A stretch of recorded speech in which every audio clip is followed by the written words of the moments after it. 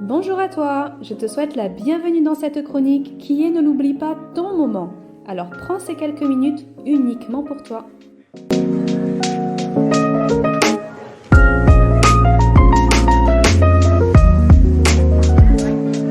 Aujourd'hui, j'aimerais aborder avec toi le fait de douter de ses choix à certains moments de sa vie. Est-ce que ça t'est déjà arrivé de te sentir envahi par le doute, la peur ou encore le stress de te demander si ce que tu fais, c'est bien ce que tu souhaites? Si oui, alors sois tranquille, c'est complètement normal. Moi, ça m'est déjà arrivé aussi. Quand tu fais beaucoup de choses en même temps ou alors que tu vis une période difficile de ta vie, tu as la sensation qu'il n'y a plus rien qui rentre dans ta tête. Tu es perdu, tu es débordé, stressé. Bref, tu ne sais plus vraiment par où commencer finalement pour prendre du recul et pouvoir réfléchir à la situation. Puis c'est beaucoup plus simple aussi de se dire « je verrai demain quand j'aurai 5 minutes pour moi ». Seulement, le lendemain, on n'a pas les 5 minutes. Et pour cause, plus tu es dans le questionnement, moins tu es organisé et plus tu es stressé et donc moins tu as le temps.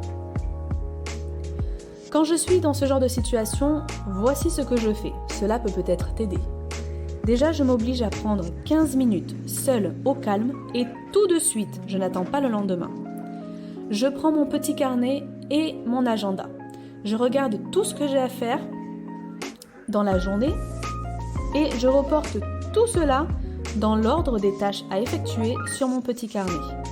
En faisant comme cela, ça m'aide à m'apaiser car je vois beaucoup mieux le déroulement de ma journée et en plus, ça me permet de pointer à chaque fois que j'ai fini quelque chose. Le cerveau, il fonctionne comme ça. Quand tu vois que tout est pointé de ta journée, tu te sens beaucoup plus apaisé et au fur et à mesure que tu pointes, ton cerveau, il élimine. Ça, je le réitère chaque soir pour le lendemain. Du coup, en étant moins stressé, je peux mettre dans mes journées 5 à 10 minutes de temps de réflexion pour moi jusqu'à ce que j'ai trouvé les réponses à mes questions.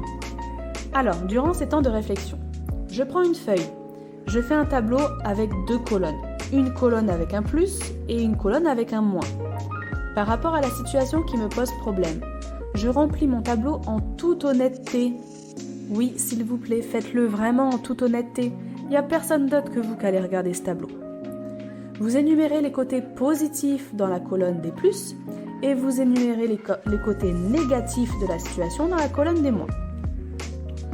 De là, ce tableau il vous permet de prendre du recul afin de voir la colonne la plus remplie et donc avoir les actions que vous allez devoir mener pour que la balance de la colonne des plus, donc c'est-à-dire tous les côtés positifs, pèse plus lourd.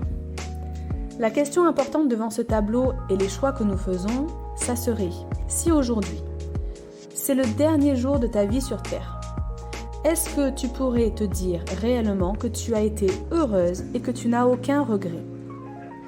Si on est vraiment honnête avec soi-même, alors on a tous quelque chose à changer pour répondre oui à cette question. Et c'est pour nous-mêmes et notre joie de vivre que nous devons avoir la force de faire ces changements. Cette méthode, elle est très efficace pour moi. Essaye, cela t'engage à rien. Mets-moi en commentaire si tu as des sujets dont tu voudrais que je parle dans les prochaines chroniques ou des questions auxquelles tu voudrais que je réponde sur le groupe Facebook.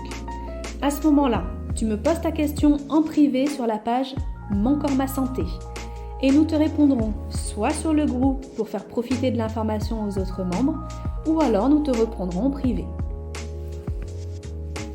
J'ai hâte de te retrouver la semaine prochaine. En attendant, prends soin de prendre du temps pour toi.